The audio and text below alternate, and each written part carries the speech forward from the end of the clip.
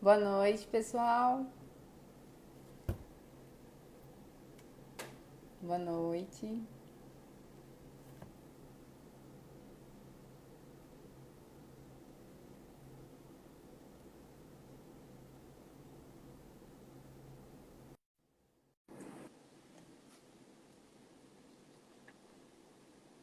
Oi, boa noite. Olá, tudo bom, Travou? Cris? Peraí Tudo que eu esqueci. jóia. Então, gente, boa noite. Sejam todos bem-vindos aqui na nossa live hoje.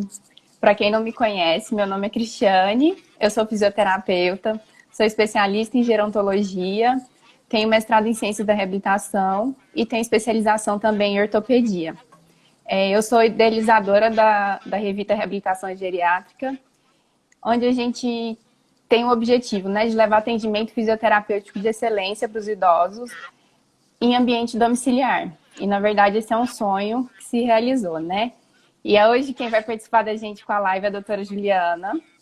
Ela é médica geriatra, especialista também em clínica médica, tem aperfeiçoamento em psicogeriatria e é uma das fundadoras do grupo Viver Melhor. Ela tem uma vasta experiência prática, né, no atendimento de idosos e acompanhamento. E muito obrigada desde já por aceitar o convite, né, de estar aqui com a gente hoje. E a gente vai falar um pouquinho hoje sobre solidão em tempos de pandemia, né, doutora Juliana? É sim, Cris.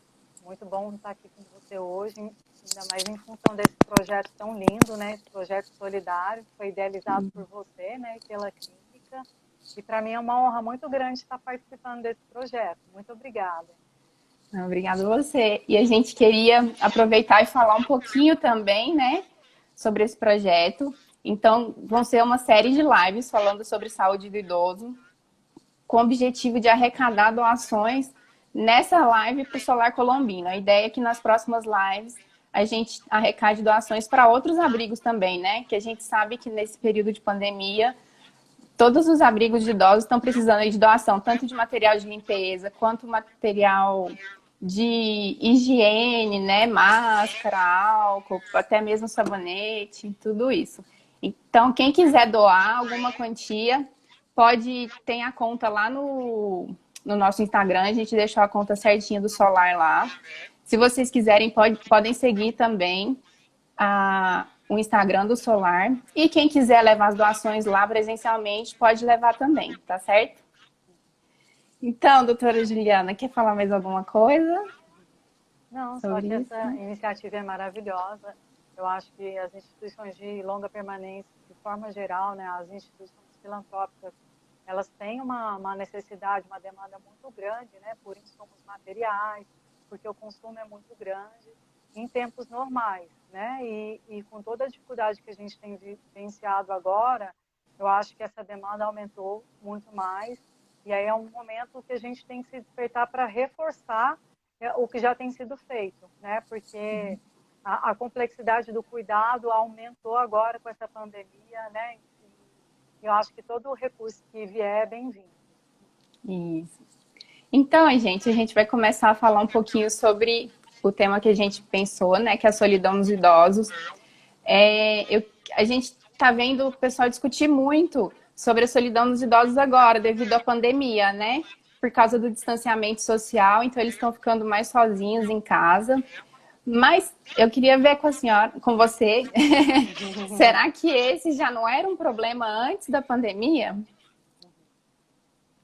Cris, infelizmente esse já era um grande problema vivenciado por vários idosos do mundo, né, não só aqui do Brasil.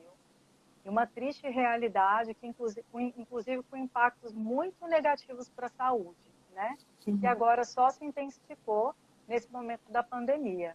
Mas, apesar de ter se intensificado, pelo menos agora a gente tem os holofotes direcionados para as pessoas idosas, e as pessoas estão começando a enxergar um problema que a gente fala que até então era um problema oculto.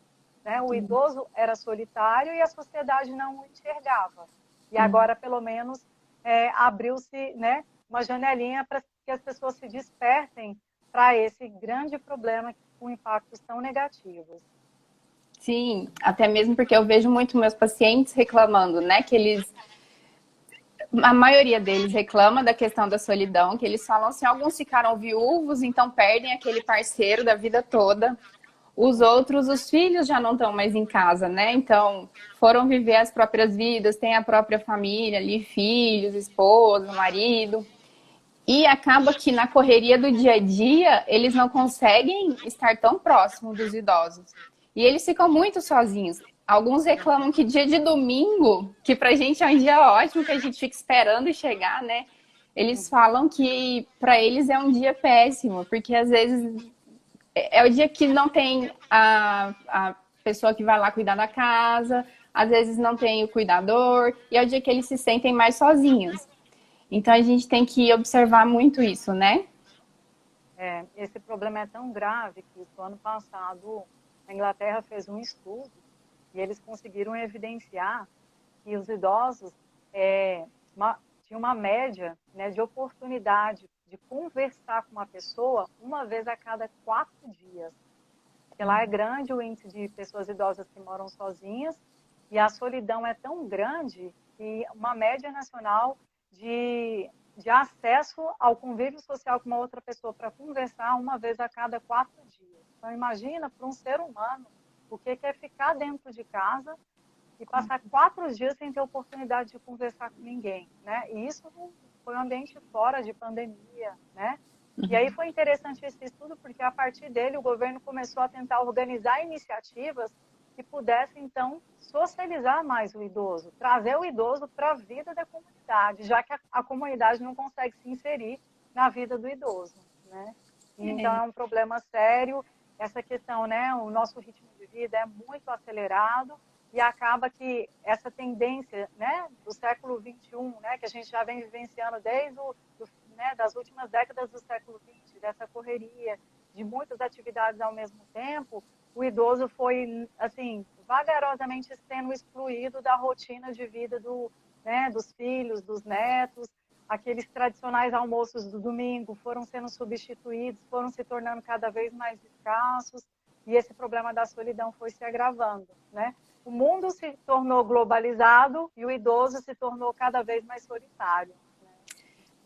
Olha só, que não deveria ser assim, né? Uhum. E a gente percebe que às vezes muitas pessoas, às vezes alguns familiares, entendem que essa solidão que às vezes o idoso se queixa pode ser uma frescura, né? Acha que às vezes ele está demandando muito, que não é realmente aquilo, mas às vezes ele realmente está se sentindo sozinho e os familiares não estão conseguindo entender isso. Será que tem alguma forma deles lidarem melhor com essa situação? De ajudar mais o idoso? Eu acho que a questão, assim, daquele olhar diferenciado, daquela escuta ativa, né? Tentar compreender realmente qual que é a necessidade, qual que é a demanda daquele idoso. Eu acho que ter esse olhar, né, para o indivíduo, tentando identificar, às vezes, até traços de sintomas de depressão, de ansiedade, né, que estão piorando esse processo, que a solidão, ela muitas vezes ela está associada a essas outras condições. Então, isso já vai facilitar muito a questão de buscar ajuda, buscar adaptar o cuidado no que for preciso. Sim. E deixa eu só falar um pouquinho com o pessoal que está entrando aqui. Muita gente entrou. Dona Alice, que saudade. Dona Vânia, que maravilha. Donione está aqui também. Boa noite, gente. Maria Luísa. Muita gente bacana aqui. Um prazer ter vocês aqui. Pessoal de Brasília também. Isso é parte boa da live, né? A gente consegue chegar em pessoas que estão tão longe. É bom demais. E aí, aprofundando um pouquinho mais nisso que a gente falou, quais que são as consequências, então, da solidão para os idosos? Pensando na parte da saúde, assim? Então, a gente já tem vários estudos comprovando que a solidão, ela aumenta, né, a prevalência de doenças crônicas, né, e problemas, inclusive, graves, problemas como o AVC. Elas limitam a expectativa de vida do idoso, aumenta a chance de depressão, de declínio cognitivo, inclusive de algumas demências. Então, realmente, o impacto para a saúde é muito negativo, né? E esse é um conhecimento que a gente já tem de um tempo. né? Não é da agora, não foi a pandemia que trouxe esse conhecimento. E o que está acontecendo permite, então, que a gente, pelo menos, amplie esse olhar para tentar buscar iniciativas que sejam realmente efetivas para a gente tentar conseguir resolver um problema que é um fator modificável dessas doenças, né, e desses desfechos negativos para a vida do idoso, né? É facilmente modificável. Sim, eu encontrei um artigo falando, até que eu achei espantoso, na verdade, esse dado aqui, que a solidão é tão prejudicial à saúde quanto fumar 15 cigarros por dia ou ser alcoólico. Ser alcoólatra, na verdade, né? Então, assim, é muito prejudicial mesmo. E se a gente pensar na questão do Alzheimer, da depressão, pensar que essa solidão pode estar agravando tudo isso, e ainda tem a questão de que a depressão, se ela se aprofundar muito, se ela ficar muito grave, pode levar até um desfecho terrível, que é o suicídio no idoso, né? Que também é algo que está sendo um pouco discutido agora, né? Mas que a gente já sabe que é realidade há muito tempo também. Uhum. Exatamente, é um problema grave e que agora a pandemia só veio aumentar o número, né, de idosos acometidos, de idosos em risco para essa situação de suicídio. E os dados são alarmantes, né? E é interessante porque, por um lado, as pessoas falam tanto em longevidade, envelhecimento saudável, todo mundo busca, né, os hábitos de vida saudável, todo mundo querendo buscar aquela pílula da longevidade que vai manter a memória funcionando bem, que vai manter meus níveis de pressão e glicemia controlados, mas em contrapartida, né, coisas básicas como socializar, né, como a gente tentar reverter a solidão para a pessoa idosa, isso ainda não foi despertado pela sociedade. E a gente vê que o impacto disso é tão grande quanto dos hábitos de vida. Tão grande quanto, por exemplo, uma pessoa que envelhece fumando 15 cigarros por dia, né? Então, são medidas que realmente a gente tem que buscar para poder mudar esse fator, né? E às vezes nem é tão difícil assim de interferir nele, né? Às vezes uma reunião com a família de vez em quando, às vezes a família é pequena, às vezes é mais difícil de revezar, mas quando tem uma família maior, um dia vai um, outro dia vai o outro, para não deixar esse idoso tão sozinho, né? Uhum. Isso, e além da família, a gente tem que lembrar que a gente tem também os amigos, os vizinhos, né? Então, às vezes é um idoso que mora no lugar há 30, 40 anos, tem toda aquela vizinhança, que ele envelheceu junto com ela. Então, esse apoio, além do apoio da família, que é fundamental, mas ele pode sim, né, ser exercido pelas outras pessoas da comunidade que estão próximas, né? Porque ele vai ajudar no combate da solidão da mesma forma que o apoio da família. Então, se a gente conseguir unir forças e cada um se doar um pouquinho, cada um doar um pouquinho do seu tempo, a gente vai conseguir que o idoso tenha um amparo melhor e que ele não tenha solidão, que ele viva sozinho, mas sem solidão. Isso. Olha, tem alguns comentários aqui. Oi, Ju, aqui é a Fefe. Meu avô Alvito está assistindo a live. Ah, que gracinha! Tchau, Vitor. Obrigada. Está lá no Paraná. Gente, que legal. Querido ele. Muito querido. O Deiner colocou aqui que ninguém quer morrer cedo. Todos querem morrer velhos e muitas vezes as pessoas se esquecem que envelhecerão também. Então é necessário que a sociedade cuide de nossos idosos, pois um dia seremos nós, né? Então é importante, até a doutora Elisa falou isso esses dias em uma live, que é a gente cuidar deles do jeito que daqui uns dias a gente quer ser cuidado também, né? Exatamente. E eu acho que uma coisa que é interessante na questão da inclusão do idoso é exatamente, não é a gente, às vezes, elaborar uma programação específica para o idoso, né? Mas a gente realmente tentar incluí-lo na nossa dinâmica de vida, né? Para que ele consiga participar. Quer dizer, vai ter momentos que eu vou participar do que é específico para ele, mas eu quero que ele participe também da minha rotina, do que é específico para mim. É essa troca, né? Porque eu acho que a questão, assim, não, a minha vivência com os meus pais, com os avós, vai ser só aos domingos quando eu for lá para almoçar. O resto da semana eles não fazem parte da minha vida e eu não faço parte da vida deles. Mas eu acho que a inclusão verdadeira é exatamente a gente ter essa troca de experiência, né? Enquanto possível, eles fazerem parte da minha vida, da minha rotina e vice-versa. Eu poder acompanhar numa consulta, eu poder, se eu tiver 1 hora à tarde, eu ir lá fazer uma visita rápida, tomar um café, levar para poder fazer um lanchinho, ou às vezes um dia ir para poder fazer uma caminhada juntos. São coisas simples, mas que vão agregar bastante qualidade de vida, né, para a rotina de uma pessoa idosa. Sim, com certeza. Para eles, às vezes, uma coisa que para a gente é um detalhe só, para eles é enorme, né? Provoca uma melhora na qualidade de vida deles gigantesca. E assim, às vezes mesmo distante, dá para o familiar estar muito presente. Eu tenho uma paciente que a filha mora em outro país, mas ela está inserida dentro de tudo da casa ali, às vezes muito mais do que os filhos que moram na mesma cidade. Então, dá para ter essa presença mesmo de longe, né? Isso. Eu também acho super legal. Tem pacientes que os filhos que moram fora, às vezes, eles participam virtualmente das consultas dos pais. Os pais vão à consulta, os filhos participam, compreendem tudo o que está acontecendo e depois mantém contato comigo. Qualquer dúvida, qualquer sintoma de diferente, uma dúvida em relação à medicação, o filho que está do outro lado do mundo que entra em contato para poder resolver. Então, assim, eu acho que esse é o benefício da modernidade, da globalização, e a gente tem que usar ele a favor, né, do idoso, a favor do envelhecimento moderno, porque isso até 2 décadas atrás realmente não era possível, né? Com tamanha facilidade, tamanha agilidade de contato, não era possível. Agora tá bem mais fácil, né? É. E agora vamos falar um pouquinho, então, que a gente sabe que, às vezes, o idoso, ele tem dificuldade em assumir que está sentindo essa solidão, né? Às vezes ele está ali não se sentindo bem, às vezes ele esconde que está, às vezes, chorando quando os filhos não estão ali. Às vezes ele não chega a contar para os filhos que ele se sente sozinho, que ele está precisando de carinho. Então, como é que os filhos, os cuidadores, podem identificar essa solidão no idoso?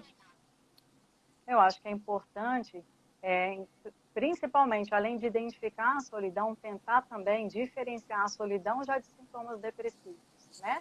Porque aquele idoso que começa a ter queixas de repetição, às vezes queixas inespecíficas, que nunca está bem, né? Queixar excessivamente da memória, às vezes aquela memória nem está atrapalhando ele a viver, mas ele está trazendo uma queixa repetitiva, uma dor de difícil controle, né, uma dor mal especificada, falta de energia para poder fazer atividades diferentes, para poder sair de casa, está mais recluso. Então, isso tudo pode ser identificado como sintoma de depressão numa pessoa idosa, né, somado a outros critérios clínicos. Então, é importante que o adulto tenha esse olhar e se a pessoa idosa que convive com ele tiver uma dessas manifestações, levar para um profissional para ter uma avaliação, porque mais do que solidão, ele pode estar tendo um transtorno depressivo associado e que o tratamento vai trazer toda a qualidade de vida e também vai colocá-lo numa curva clínica de segurança, porque a depressão também está associada com outros malefícios para o envelhecimento, está associada com maior risco de demência e também com uma piora substancial da qualidade de vida, né, dos anos que a gente ganhou a mais com a longevidade. Então, a gente tem que saber que assim, a longevidade foi a grande conquista do século XX. Viver bem essa longevidade é o desafio do século XXI. Se a gente está vivendo anos a mais, mas sem qualidade de vida, então que conquista que foi essa, né? Não faz sentido, né? Tem que ser uma vida bem vivida. Então, cada dia tem que valer a pena. E, por exemplo, às vezes aquele idoso que não está demonstrando vontade de sair de casa, não quer sair da cama, quer ficar ali só vendo televisão e dormindo. Como é que os filhos, é claro, né? Além de buscar o profissional, mas como mais que os filhos podem ajudar, assim, a motivar mesmo? Então, Cris, o ócio, ele é muito negativo na vida das pessoas de forma geral e isso é reforçado na vida do idoso, né? Aquela pessoa que ela não tem o motivo de levantar, começar o dia dela e segue todos os dias com essa constância, sem ter esse objetivo de vida, isso é muito negativo.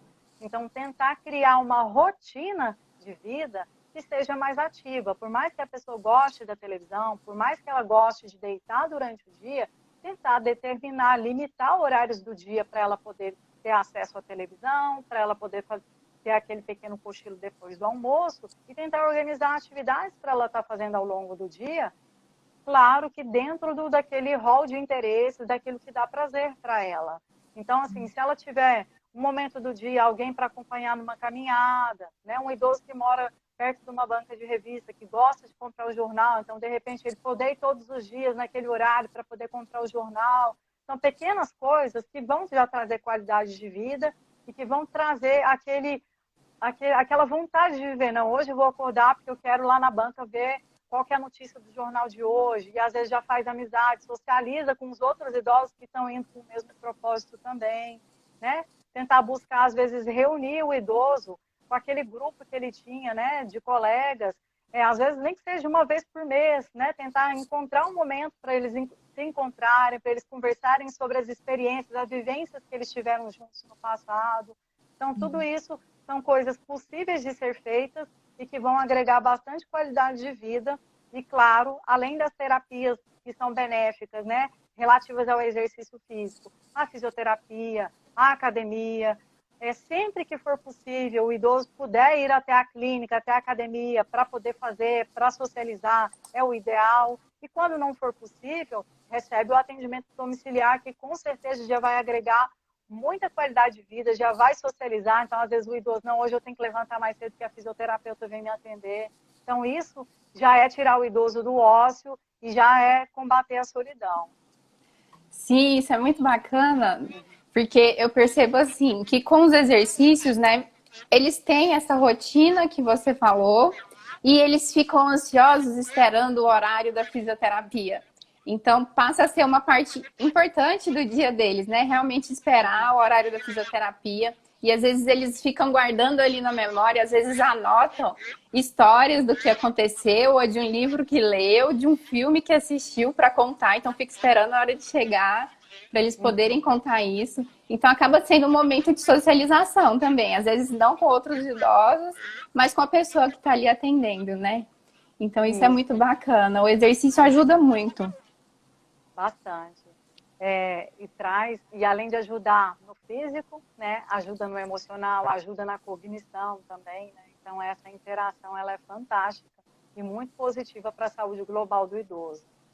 Sim, muitos dos pacientes que eu atendo, às vezes quando a gente começa o atendimento, eu já tive caso de paciente que estava numa depressão terrível, que não queria sair da cama para nada, não queria sair, não tinha motivação para fazer nada. E aos poucos, com o exercício, eles vão criando essa motivação. Até mesmo porque vai melhorando o aspecto físico-funcional, né? Eles vão tendo mais facilidade de caminhar, de fazer as atividades, vão tendo mais energia. E aí muda completamente. Aquela pessoa que era extremamente depressiva, de repente ela não está mais depressiva. Então é muito bom, vale a pena investir no exercício. Vale, sempre. O exercício, além do benefício físico de forma geral, que a gente já tem comprovação há muito tempo, né, há décadas, agora, acho que a última década ela veio para reforçar que o exercício também é fundamental para a cognição, né?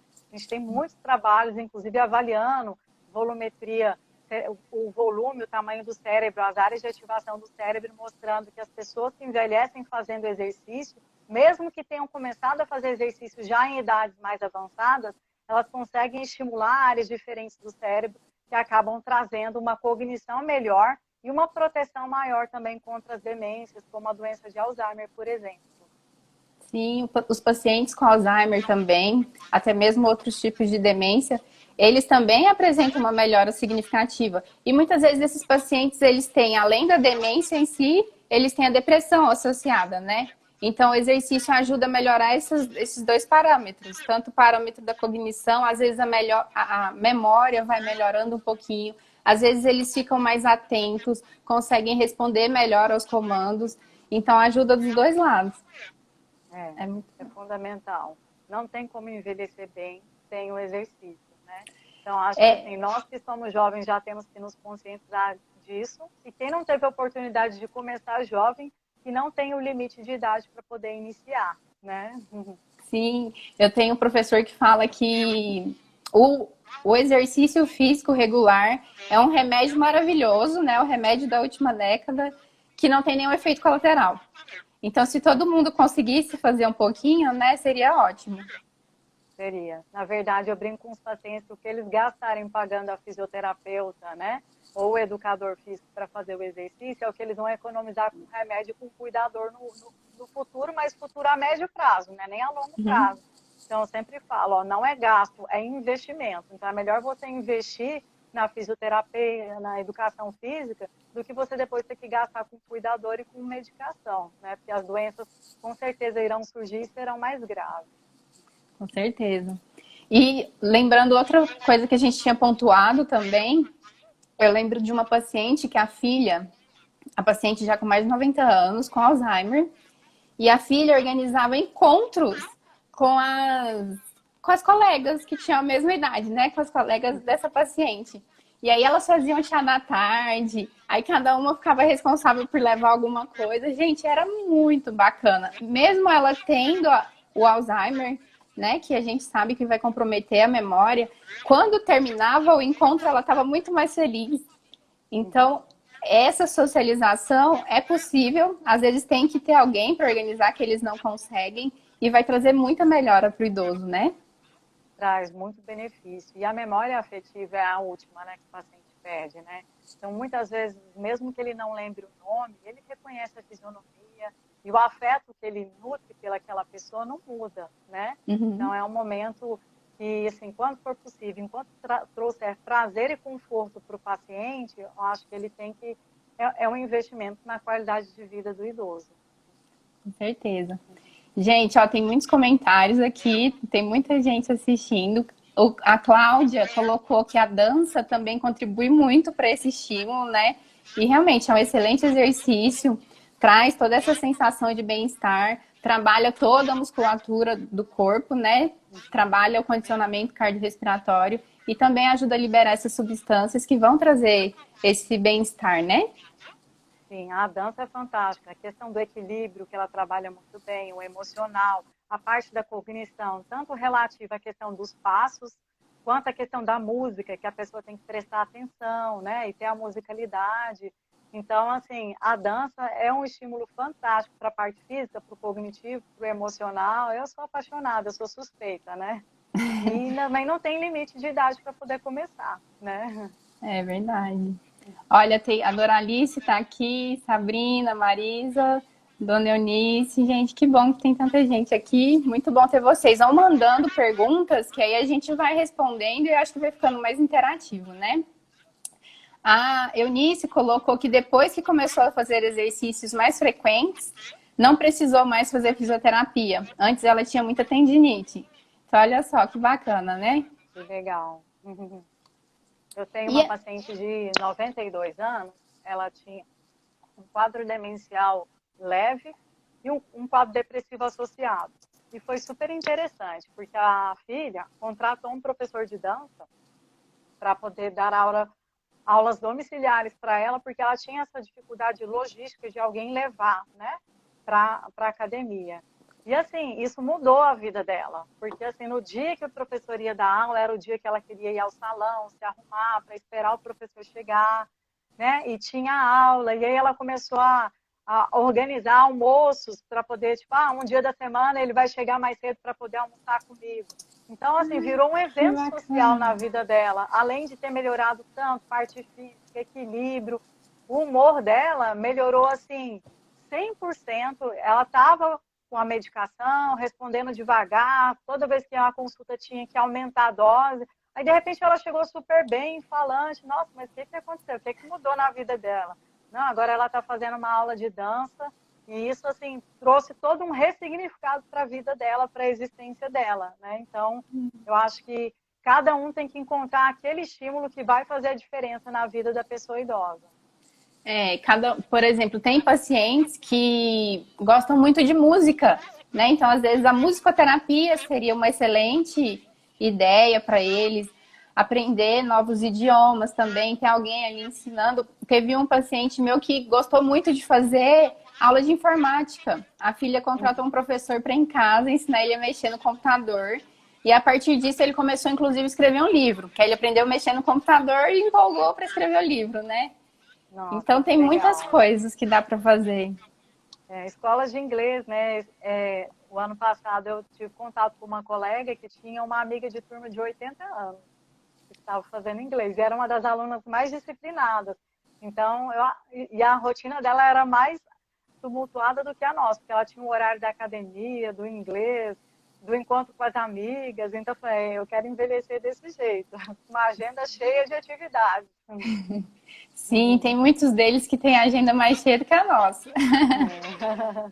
A Cláudia colocou aqui, ó, que tem um grupo Balanço da Alegria, do CRASP.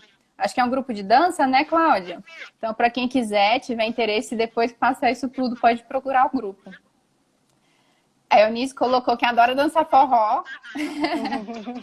Eu conheço outras pessoas também, outros idosos que gostam de dançar o forrozinho também. Eles falam que passam a tarde inteira dançando forró. Ai, exercício maravilhoso. Para o corpo e para a alma, né? E isso é ótimo. A Rosimar colocou que a depressão e a fibromialgia dela melhorou muito com a fisioterapia e com a caminhada. Que faz em outra clínica, mas sempre acompanha a gente no Instagram. Que bom, Rosimar, que você melhorou. Isso é muito bom. O exercício é ótimo. Eu falo, gente. A Marisa colocou que o pai dela ama música. E, inclusive, é muito bacana. Eu tenho uma paciente que eu fiquei muito feliz com a evolução dela ultimamente. Ela tem demência. Quando a gente começou, ela estava com dificuldade, inclusive, para levantar da cama, estava com escaras, né? Então, estava bem comprometida, completamente acamada. E aí, fazendo os exercícios, a gente foi estimulando ela a caminhar, a ficar mais sentada. E por último, agora, me contaram que ela gostava muito de tocar piano, né? E a gente conseguiu estimular ela a tocar o piano de novo. Mesmo com todo o comprometimento cognitivo, ela, na hora que colocou ela em frente ao piano, ela tocou direitinho. Gente, é incrível como ficou na memória dela, né? As notas, ela tocou o piano direitinho. Então, achei super bacana. Muito legal. Os Ele... estímulos são inúmeros, né? Eu acho legal, São... assim, sempre que os pacientes perguntam, qual que é o melhor estímulo cognitivo? O que eu tenho que fazer para poder ajudar meu pai? Eu falo, olha, qualquer estímulo que traga prazer para ele. Se eu chegar e falar, o melhor para a cognição é você jogar xadrez, se ele nunca teve familiaridade, se ele não gosta dessa área mais exata, é algo que não vai dar prazer e que vai ser sofrível para ele, né? Então, a gente tem que buscar dentro daquela ala de prazer aquilo que a gente consegue inserir de aprendizado novo, né? Porque eu acho que o estímulo cognitivo real é aquela capacidade que a gente tem de novos aprendizados, de desenvolver novas habilidades. E aí, na área que for prazerosa para cada um. Sim, com certeza, né? Não adianta a pessoa que não gosta de música, a gente colocar ela pra fazer musicoterapia. Exatamente. E aí, vamos falar um pouquinho agora em como evitar essa solidão, porque a gente sabe que muitas das alternativas para evitar essa solidão nos idosos, né? Até que alguns estados, alguns países tomaram de providências, foi aumentar a socialização. Então, às vezes, criar grupos de convivência, criar grupos de dança, de exercício, de artesanato. Só que com a pandemia, a gente não está conseguindo fazer essa socialização, né? E como é que a gente consegue lidar com isso agora? Agora é o grande desafio, né, do ano. Eu acho que a gente vai ter que reinventar todas as condutas, todos os planos de cuidado que a gente até então tinha desenvolvido para cada paciente, agora estão tendo que ser revistos, né? Mas eu acho que a tecnologia veio exatamente para nos ajudar nesse ponto, né? Se a tecnologia já está há muito tempo inserida na nossa vida, ela nunca foi um participante tão forte na vida do idoso, né? Claro que a gente tem os idosos que sempre tiveram mais facilidade, que foram mais conectados, mas isso não foi a realidade da maioria da população. E eu acho que a pandemia trouxe esse despertar para a tecnologia, tem que fazer parte da vida de todo mundo, né? É o professor que não usava a tecnologia para dar aula, que agora teve que aprender da noite para o dia, né? E é o idoso que agora tem que inserir a tecnologia na sua vida, para pedir a comida, para falar com os filhos, né, para poder ter o entretenimento, e por ficar o tempo todo em casa. Então, marcar, né, os encontros da família, né? Agora o WhatsApp, a nova versão, permite até 8 participantes numa reunião. Então, vamos agregar os filhos, vamos agregar os netos, tentar marcar mais ou menos um horário que todo mundo consiga falar. Então, assim, na minha casa, eu e meu irmão, a gente tenta pelo menos umas 3 vezes por semana, às 10 horas da noite, chamar minha mãe, né? Então, a gente faz a vídeo e aí a gente conversa, conta piada, né? Cada um ri um pouco das situações desafiadoras que teve durante a semana, né? Então, a gente fica rindo dos nossos erros, das nossas ratas, assim. E aí, às vezes, são aqueles 15, 30 minutos que a gente conversa, mas parece que a gente ganhou o dia e a gente esquece que parece que a gente está quase 90 dias sem ir lá entrar na casa da minha mãe, né? Mas aí esses momentos parece que a gente esquece, é como se eu tivesse encontrado com ela ontem, sabe? Então, assim, tem feito muita diferença mesmo. Sim, a inclusão digital nesse momento ela é muito importante, né, para trazer eles mais perto, porque sua mãe sabe mexer no WhatsApp em tudo. E se ela não soubesse, né, como seria? Seria um pouquinho mais difícil. Mas dá para usar o telefone também, que eles já têm, todos eles já têm uma facilidade maior. Mas até a gente pensou nisso muito esses dias, e aí a proposta da Revita agora é lançar uma cartilha de inclusão digital. Então, sempre a gente vai estar postando o passo a passo de como instalar alguns aplicativos, por exemplo, o Instagram, né? Que eles reclamavam, eu não consigo assistir live, eu não tenho Instagram, como é que eu faço? Então, a gente pensou em criar essas cartilhas para fazer chamada ao vivo no WhatsApp, aprender a assistir live no Instagram. Então, essa é uma das ideias que a gente teve para ajudar um pouquinho nessa inclusão digital, né? E tomara que dê certo, tomara que eles consigam se incluir um pouquinho mais. E eu vi muita gente questionando também sobre a questão das visitas presenciais. Até que ponto vale a pena ir visitar e o quanto não vale a pena por ser arriscado por causa do coronavírus. Você acha que a gente ainda tem que evitar fazer essas visitas presenciais ou já deve começar a ir na casa dos pais que são idosos? Eu acho que, assim, nem tanto o céu e nem tanto a terra, né? Eu acho que a gente tem que buscar o caminho do meio e, claro, individualizar cada situação. Então, assim, se eu tenho um idoso, né, que é frágil, que tem muitas doenças crônicas, e eu trabalho em hospital, então, realmente, eu não vou colocá-lo em risco, né? Porque eu estou bem, mas toda semana eu estou num ambiente contaminado, eu posso estar assintomática e estar disseminando o vírus, né? Então, assim, nessa situação, realmente, evitar a distância é mais seguro. Mas aí eu tenho que monitorar de longe, se eu perceber um sintoma de depressão, se eu perceber que a pessoa está tendo alguma dificuldade em casa, né, está ficando mais esquecida, ou perceber que ela está ficando mais debilitada, aí, de repente, eu tenho que tentar uma proximidade, ou tentar uma pessoa que pelo menos não trabalha e não vive num ambiente tão contaminado, para lá poder fazer um presencial para poder estar checando e para poder dar uma atenção. Agora, se eu tenho uma rotina de vida que eu não trabalho em ambiente tão contaminado, eu não saio tanto de casa, né? Meus pais são pessoas mais saudáveis, então, de repente, é algo que tem que ser considerado sim, né? Às vezes eu entro, tiro o sapato, vou, troco de roupa, né? Às vezes, se for possível, até tomo um banho antes de me aproximar deles, usando uma máscara, né? Às vezes tem contato de abraçar, né? De aproximar muito, mas pelo menos estando presente ali no ambiente. Então, acho que isso tem que ser assim, individualizado para cada dinâmica de família.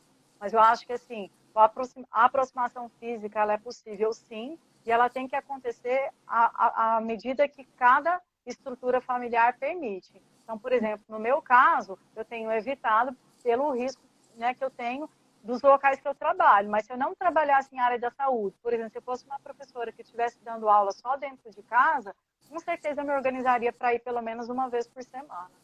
Não para abraçar e para beijar, mas para chegar de máscara, né? Para ficar um pouco, dar uma inspecionada como é que estão as medicações, se o ambiente está bem cuidado, né? Porque quando a gente começa a perceber que o ambiente também está muito sujo, bagunçado, a gente percebe que o idoso já está tendo alguma dificuldade e pode estar precisando de uma supervisão ou de alguém para poder estar organizando melhor, que isso também é saúde, né? A gente tem um ambiente limpo, organizado, principalmente nesse momento, também é um pré-requisito básico de cuidado.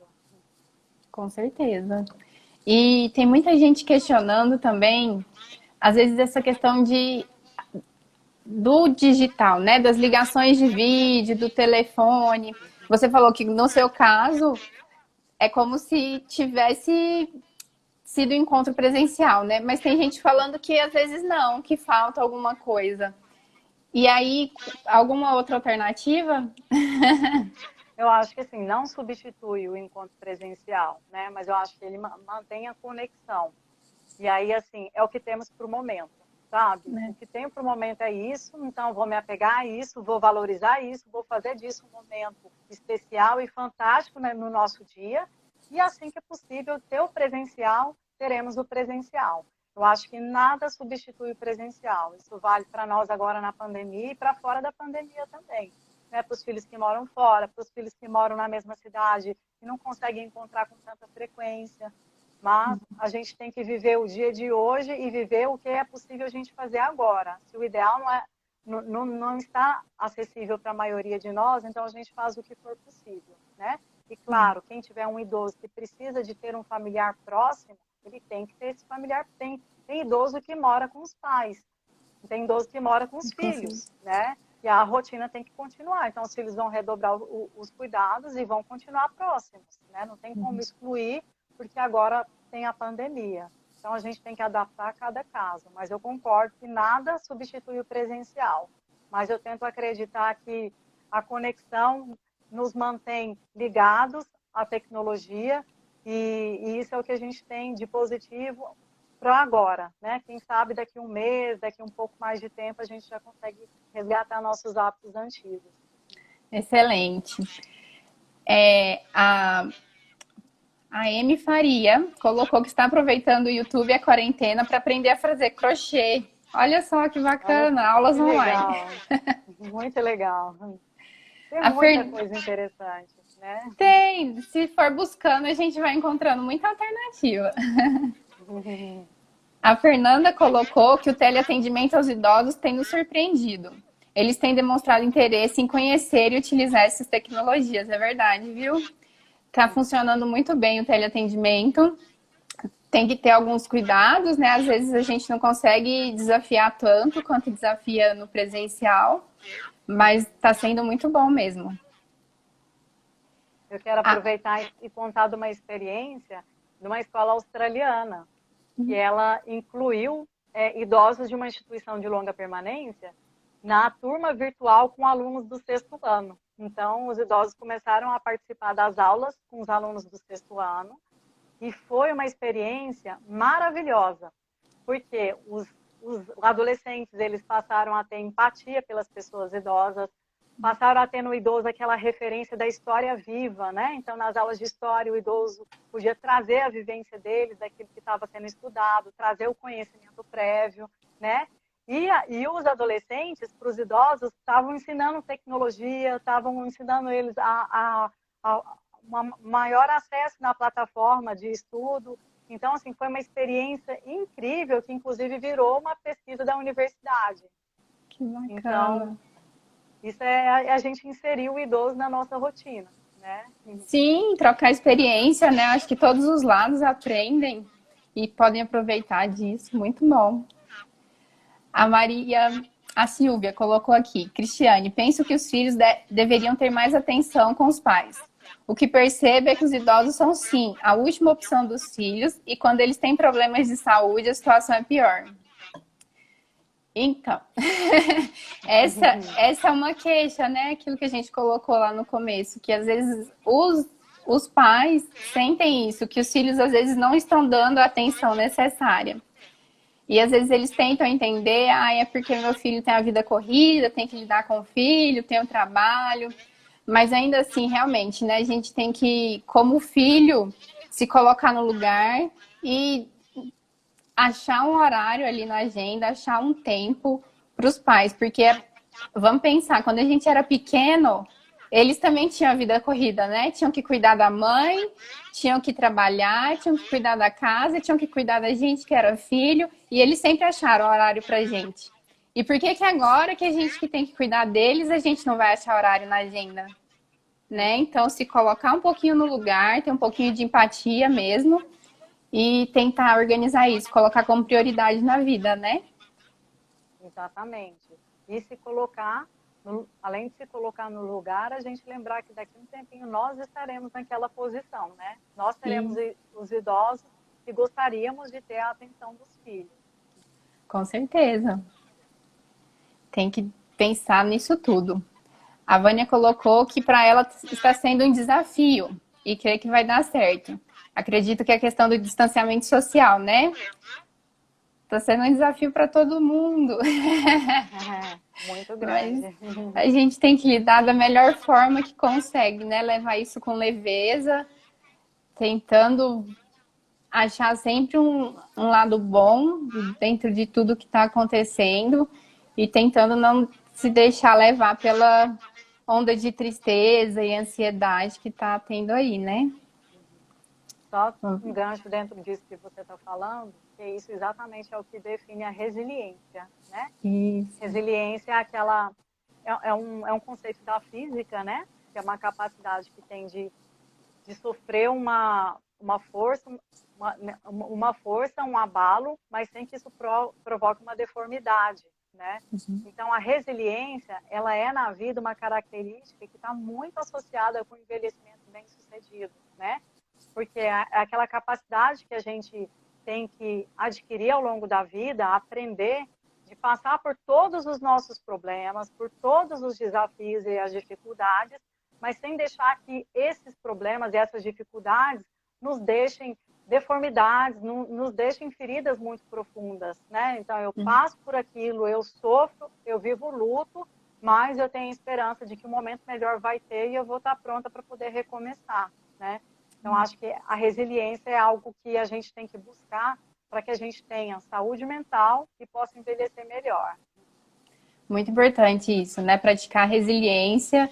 E às vezes não é algo fácil da gente incorporar, mas a gente tem que ir trabalhando isso, né? Por mais difícil que seja às vezes. Aqui a Luzinete colocou que as videochamadas são excelentes. No YouTube também tem excelentes exercícios que podemos fazer em casa. Sim, tá tendo muito exercício no YouTube, no Instagram, cartilhas de exercício, tá tendo aula online em algumas academias, né? Então, mesmo nesse período de pandemia, não tem desculpa para não fazer exercício. Tem várias alternativas para quem quiser continuar se exercitando. A Fernanda colocou que adora falar com a vovó Aninha, o vovô Alvito e o vovô Juíte, por chamadas de vídeo.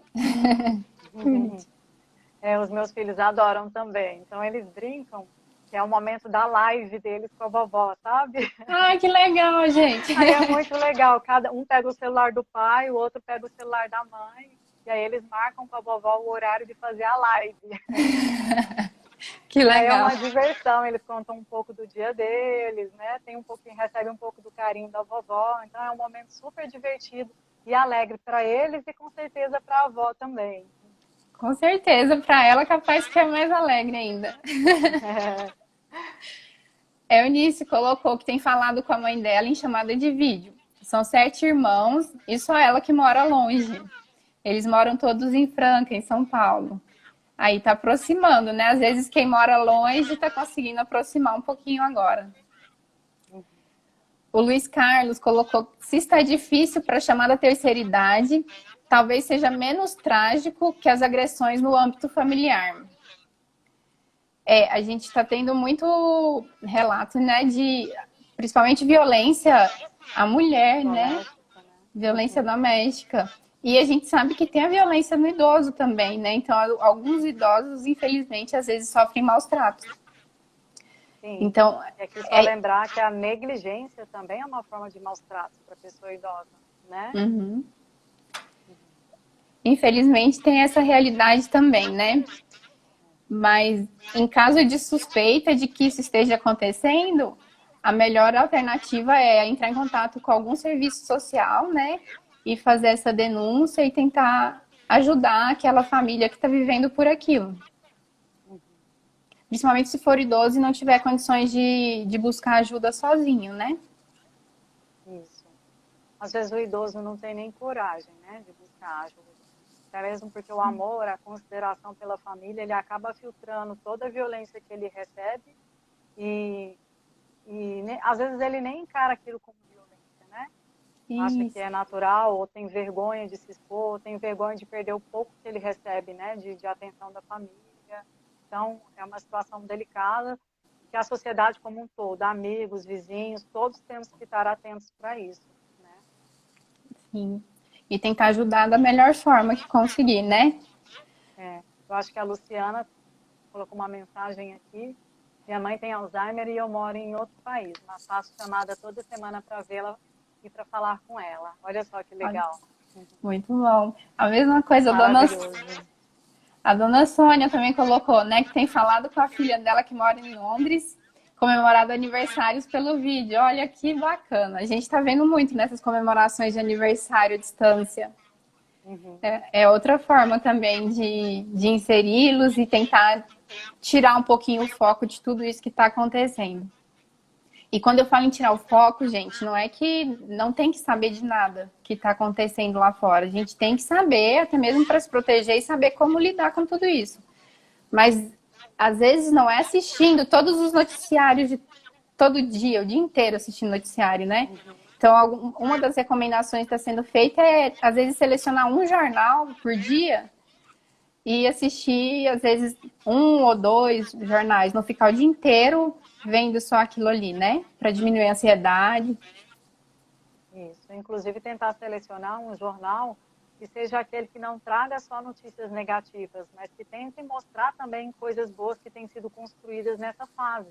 Né? Porque existem perfis diferentes de jornais. Uns ficam só no foco dos aspectos negativos, mas tem outros que conseguem trazer a leveza do que tem acontecido de bom para tentar equilibrar um pouco com tudo de negativo que a gente tem visto. Sim, isso é importante também, filtrar bem o que vai estar tá assistindo, né? Gente, a gente está chegando, infelizmente, a gente está chegando no finalzinho da nossa live. Eu queria agradecer imensamente, doutora Juliana, pela participação. Foi uma conversa, acho que muito esclarecedora para todo mundo, né? Foi muito gostoso, o tempo passou muito rápido. E eu queria aproveitar e agradecer também todo mundo que participou aqui. Com certeza a participação de vocês tornou tudo isso aqui muito mais dinâmico. Quando a gente vai vendo os relatos de vocês, a gente vai trazendo outras ideias aqui na cabeça e consegue discutir um pouquinho mais. Então, muito obrigada. Fica todo mundo de olho aí nas próximas lives, que logo, logo a gente bota novas datas de lives. E só antes de passar para a doutora Juliana, só falar, gente, o intuito dessa live hoje, então, é a arrecadação de doações para o Solar Colombino, que está precisando muito de doações de comida, de material de limpeza, de material de higiene pessoal, fralda geriátrica, principalmente G e extra G. Então, quem puder doar, a conta tá lá no Instagram da Revita. Eu vou postar de novo para ficar mais fácil para todo mundo visualizar. E quem quiser pode ir lá presencialmente também para fazer as doações, tá bom? Então, vamos ajudar, a gente conta com a ajuda de vocês. Muito obrigada, doutora Juliana. Muito obrigada, Cris. Foi um momento maravilhoso. Esse projeto lindo que você idealizou, que me deixou realmente muito honrada de poder estar participando, de estar inaugurando esse projeto. E gostaria de agradecer ao pessoal que nos acompanhou e principalmente o pessoal da minha família. Tem a Lu, que está morando no Suriname, a Eliane, em Brasília, tia Alvito, tia Ana Maria, minha mãe. Então, assim, foi muito legal ter a participação de todos vocês, participação de alguns pacientes também, alunos. Muito obrigada pela honra, né, de nos assistir e de tornar esse momento mais prazeroso. Foi muito bom, gente. Muito obrigada a todo mundo. Não esqueçam, quem puder, façam as doações, porque o Solar realmente está precisando muito. São, se não me engano, agora eu esqueci, são 53 ou 57 idosos, mas são muitos idosos que estão lá precisando da ajuda. E eles desempenham um trabalho excelente, cuidam muito bem desses idosinhos que estão lá. Então, vamos ajudar como puder, tá? Boa noite para todo mundo. Muito obrigada. Tchau, tchau. Tchau, tchau. Tchau, obrigada. Obrigada.